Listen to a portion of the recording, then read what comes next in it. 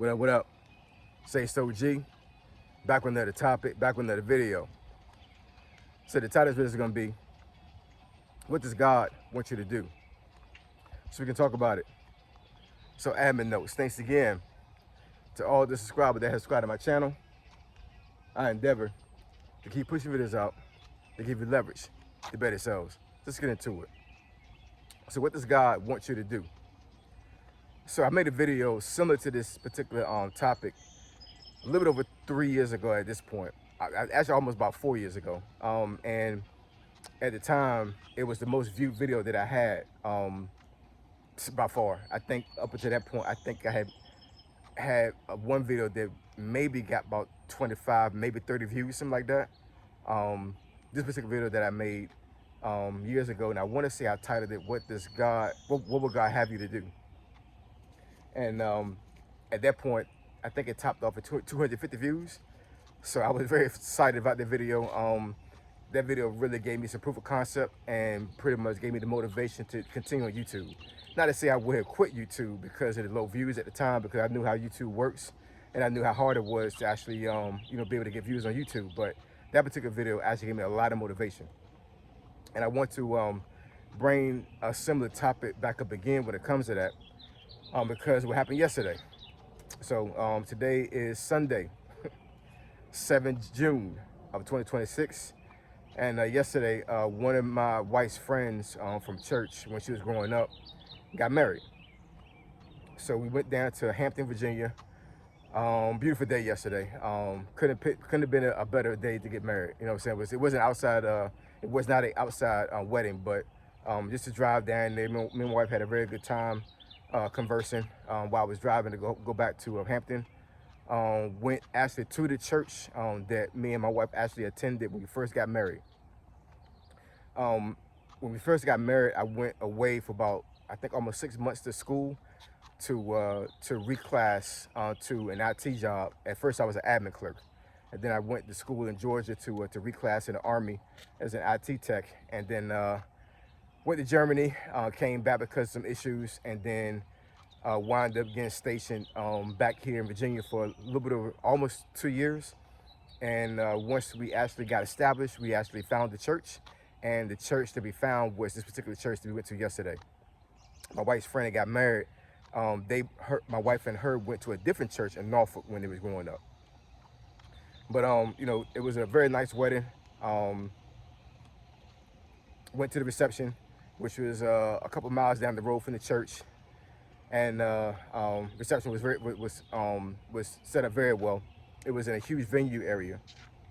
So I'm in line to get my food, and my wife's in front of me, and the gentleman comes behind us or whatever, wait for his food as well. He had 2 plates. So he came out with a joke. He was like, I'm not trying to get 2 plates for myself, and my wife is over there and her leg is injured, so I had to come up here and get food for both of us. I said, okay, cool, you know what I'm saying? So me and him started talking for a little bit, and then all of a sudden he comes out and he says, are you a pastor? And I said, I gave my wife a look and everything. My wife gave me a look as well. And I said, sir, you like the second, well, actually at that point it was like the 3rd person that day that actually asked me was I a pastor, or the 3rd person actually alluded to the fact that maybe I should start my own church or something. And he said he was a prophet, and he said have you had dreams about being a pastor? And I said, yes, sir, I actually have. You know what I'm saying? It's been a long time since it happened, but but at one point in my life, I did have dreams of actually preaching. I'm talking about, like, in the dream, I was actually in front of a congregation and preaching the word. And he's like, so what are you waiting for? And I said, I don't know. Even though I've had the dreams years ago, I really never thought about actually becoming a pastor. But the pastor that actually was at the church that we went to for the wedding, I respect him a lot. I really do. One of the guys that I would consider a person that is like a father figure in my life. And he even asked, this was when we was in the church where after the wedding, he even asked, where y'all go to church and everything. And I said, well, we found a church, we did. But my wife has said that we had not found a Kojic church up here where we live at now. We don't go to Kojic church anymore, whatever. But the church that she grew up in, my wife is Kojic. So the pastor's like, he's like, well, you might well just go ahead and just create your own church. Your wife like she'll make a great first lady. And we said it jokingly to a certain degree, whatever. I'm saying, but this is something that's been like pushed upon me like for years, man. I'm telling you. And I'm not saying this to say that I'm this great, awesome person or whatever that should that should pastor a church and should preach the word or whatever, because um, I know God picks what He wants to pick, and He His will is gonna be met, and it's gonna be done regardless of what you think, what you do. You can run from God, but He's gonna get you one way or the other. He really is. And I'm not saying I'm running from the Lord for His preaching. I just never really put too much thought in it. You know what I'm saying? But I've had a lot of folks in my life over these last, I would say, I don't know, at least the last 10 years. One time I went to a church back in Portsmouth, and same thing happened. Pastor was in line for something. I think it was another thing that I don't know what it was. My mother-in-law was coming to live with us, and that was her last Sunday at that church in Portsmouth. And her pastor was in line behind me. It was a reception because they had a huge party for my mother-in-law before she left the church. And same thing happened. He's behind me, and he asked me who I was and everything, and because he didn't know I was my mother-in-law's son-in-law. And he's like, "Are you a pastor?" And I said, "No, sir." Same scenario, you know what I'm saying? You look like you're a pastor. You look like you should be preaching at a church. So I don't know, man. You know what I'm saying? Like I can't call it, man. I can't call it. I really can't. You know what I'm saying? But this is one of the things that really made me ponder that particular topic, because what does God really want you to do? And you got to keep yourself in prayer. You have to ask God, like, just with all sincerity, with all your heart, what would He have you to do? What does He want you to do?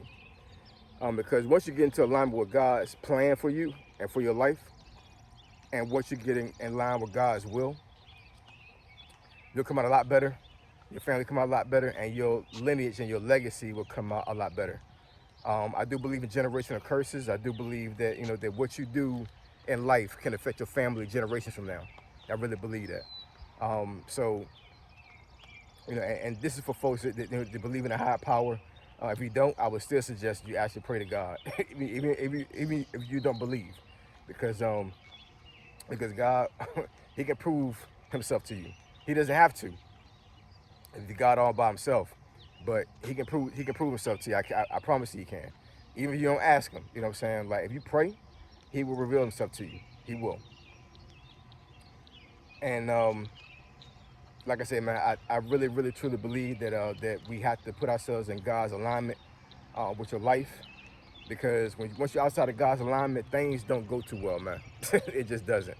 So I'm not saying that that me not being a pastor or preacher right now is out of God's alignment. I think that I'm where I'm at right now, because this is where I'm supposed to be. But what I would say is that I'm having too many situations where folks are coming up to me and asking me, "Am I a pastor?" Do pastors have a look to them? I'm not exactly sure, because I haven't gone to a person before and actually saw them and thought they was a pastor. But I have actually, have been in the presence of some folks or whatever, and it looked like they had something on their life, something that's special, something that God wants them to do that's very special. And sometimes I've actually told the person that, and sometimes I haven't told the person that. That's another thing too, man. When God puts something on your heart and on your mind to say to somebody, you need to say it, like for real. You know what I'm saying? Because God is speaking through you to give that person a word and give that person guidance and some insight on what they should be doing. So, I'm not gonna belabor the topic, but if you don't know what you need to do with your life, if you don't know what to do with your life right now, then get into some prayer, man. Create a prayer life for yourself. You know what I'm saying? Just ask God sincerely. You know what I'm saying? Go to a secret place and just ask God, what would you want me to do? What should I be doing? You know? because you know, man can give you some guidance, and I'm not saying that, you know, your friends, your family, your pastor, if you have one, you know, cannot give you some great insight on how to, you know, navigate your life and what you need to do. But I've come to find out that, you know, the best advice you can ever get in life is to ask God for advice, ask God for discernment, and get in line with what He wants in your life. So I appreciate it. I love y'all. And I catch y'all next video. Say so G, signing out. I'm gone.